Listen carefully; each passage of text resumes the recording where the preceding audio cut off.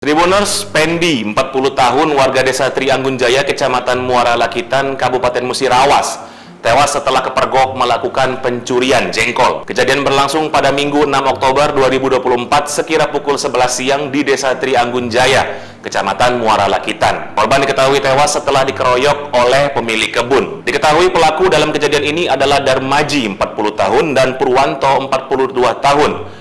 Keduanya juga warga desa Trianggun Jaya. Kapolres Musirawas AKBP Andi Supriyadi melalui Kasih Humas AKP Herdiansyah membenarkan kejadian tersebut saat dikonfirmasi pada Selasa pagi 8 Oktober. Ia menyatakan bahwa kejadian tersebut memang terjadi di desa Trianggun Jaya pada Minggu 6 Oktober 2024 lalu. Kronologis kejadiannya, pada hari tersebut korban melakukan pencurian jengkol di ladang milik Purwanto sebanyak 2 karung. Perkelahian bermula ketika korban kedapatan pencuri jengkol milik terduga pelaku. Saat mencuri, korban dipergoki oleh Purwanto dan rekannya lalu ditegur oleh pelaku. Korban yang tidak terima ditegur kemudian terlibat perkelahian dengan pelaku. Akibat kejadian tersebut, Pendi meninggal di tempat kejadian perkara dengan luka di sekujur tubuhnya. Kasih Humas menjelaskan bahwa korban mengalami luka di beberapa bagian tubuh. Kedua pelaku, Purwanto dan Darmaji, juga mengalami luka dan sudah dirujuk ke Rumah Sakit Umum Daerah Dr. Sobirin Musirawas. Dari insiden tersebut, anggota Polsek Muara Lakitan mengamankan barang bukti